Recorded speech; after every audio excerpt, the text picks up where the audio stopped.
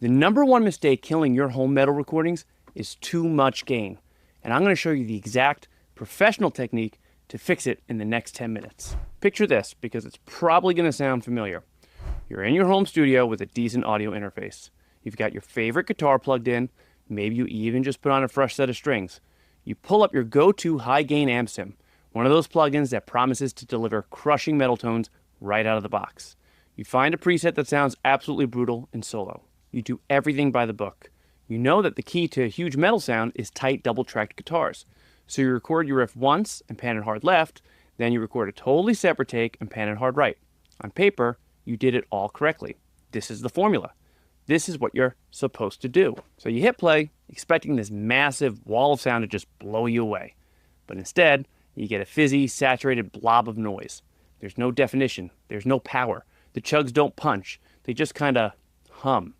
You can't even hear the individual notes in your riff anymore. You're left staring at your screen, wondering what you're missing. You have all the right gear, you follow the steps, but the result is just wrong. The frustration is real, and almost everyone goes through it, myself included. But the problem isn't your gear, and it's not the amp sim. It's how you're using it. All right, let me show you what I mean in real time. I talk about this a lot on my channel, but our instinct as metal guitarists is that heavy equals gain. We want aggression and saturation, so we grab the gain knob and crank it. Let's set it to 8, 9, why not 10? It feels great to play and sounds huge by itself, right? Let's revisit the palm muted riff I recorded from my last video, where I tested 3 free metal amp sims, and let's use the Lapue Lecto with the gain set at around 8 or 9. Let's listen to one track by itself.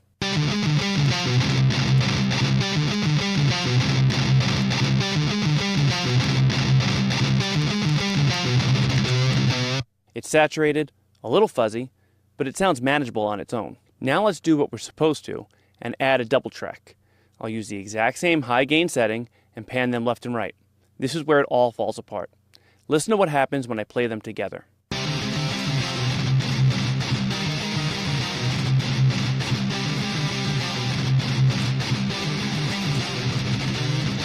It's an instant mess. What you're hearing is a wall of mud. It's not powerful anymore. It's just noisy. The low end is completely out of control. The pick attack, that percussive chug we're chasing, is gone, replaced by a fuzzy, indistinct roar. Instead of 2 distinct, powerful guitars making a wide stereo image, we've got 2 roaring blobs of fizz fighting each other, masking every detail and creating an unmixable disaster. This sound right here is the direct result of the single biggest mistake in home metal recording.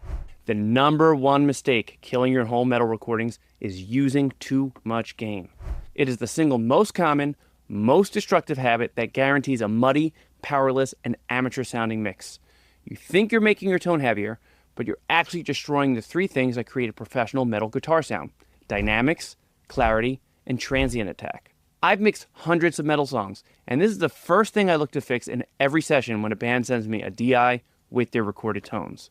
Let's break down why this happens. First, cranking the gain flattens your dynamics. Distortion is basically a form of compression.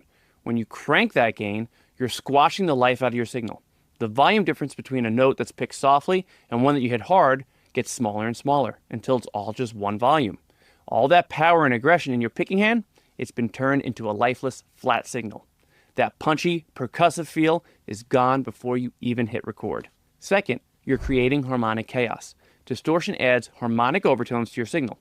A little bit is great. It creates richness. But with too much gain, you're just adding a ridiculous amount of clashing harmonic noise. When you play a power chord, the notes get buried under a tidal wave of these conflicting frequencies. Now imagine doubling that. When you layer that second high gain guitar, you're actually doubling the chaos. The frequencies of 2 guitars clash violently, turning your killer riff into something that sounds more like white noise. And third, and this is critical for metal, you're destroying your pick attack. The most important part of a tight modern metal tone is the transient, that initial sharp thwack of the pick hitting the string. It's what gives a riff its timing and aggression. Extreme gain completely shaves this off. The start of every note becomes soft and blurry instead of sharp and defined. Your palm mutes lose their punch and just become a low-end rumble. The thing is, many of the heaviest sounding albums actually use far less distortion than you think. Their power comes from clarity, tight performances, and preserving that all-important pick attack. So how do we fix this? How do we get that massive, tight, and aggressive sound without all the mud? We're going to use a two-step technique that's a staple in professional production. Less amp gain and a boost pedal to shape the signal before it even hits the amp. First, I want you to go to your amp sim and turn the gain knob way down. I'm talking to like 4, maybe 5. It's going to sound almost uncomfortably clean and a little thin on its own. You'll feel like it's not heavy enough. It'll sound something like this.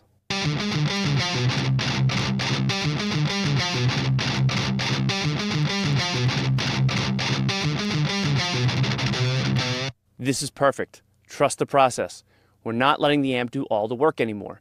We're creating a clean, dynamic foundation to build on. Now for the secret weapon. In front of your amp sim, add an overdrive pedal plugin.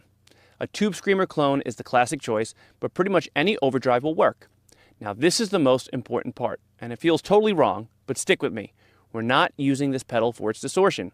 Go to the pedal and turn its drive or gain knob all the way down to 0. Then crank the level or volume knob all the way up to 10. Set the tone knob somewhere in the middle to start. So let's give this a listen.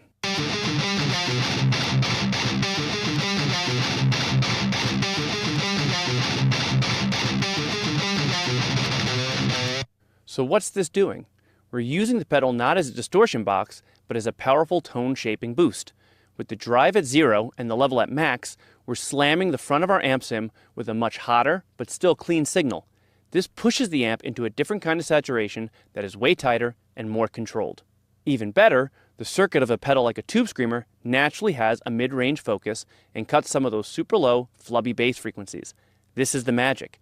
It acts as a filter, tightening up the low end before it has the chance to get distorted by the amp. This is how you get that tight, percussive, and focused sound you hear in modern metal. You shape the signal first, then distort it. Now, let's listen to the difference. Here's our old tone with the amp gain on 9.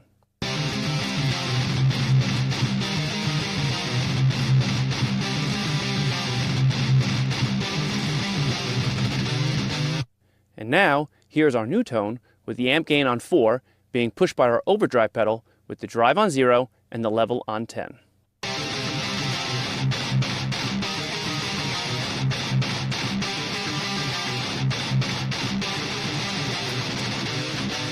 It's a night and day difference. The new tone is infinitely tighter. You can actually hear the individual notes in the riff. The palm mutes have a sharp percussive attack, not a blurry rumble. All that fizz is gone, replaced by a focused, aggressive distortion. It sounds bigger and heavier because it's cleaner and more defined. But the real test is how it sounds in a mix, right?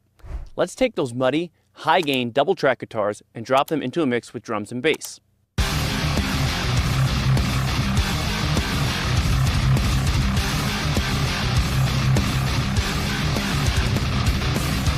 See how they just dominate everything? They sit right on top of the kick and bass, creating a crowded mess. And all that fizzy noise fights with the cymbals. There's no space for anything. Now let's mute those and bring in our new, tight, boosted guitar tracks in the exact same mix.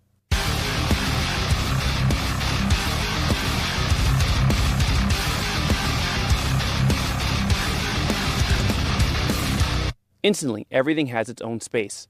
The guitars are huge and wide, but because they're so focused and tight, the kick drum punches right through the middle, the bass has its own lane, and the whole mix just sounds more powerful, more professional, and way heavier. This is the sound you've been chasing. To help you with your guitar recording, I put together a free guide for recording guitar and bass DIs like a pro. It will give you the perfect foundation before you apply what you've learned today. The link is right down in the description.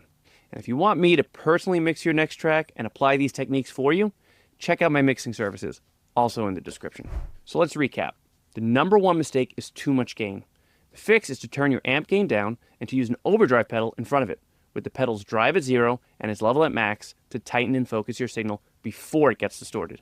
Less gain plus a boost equals a bigger, tighter sound. Stop fighting with mud and fizz. Apply this one technique and I promise you, you will hear a huge improvement in your home metal recordings. You absolutely can get professional level results from your home studio. If this video helped you out, please hit that like button, subscribe for more content just like this, and let me know in the comments what your go-to amp sim and boost pedal combination is. Now go make your guitar sound massive.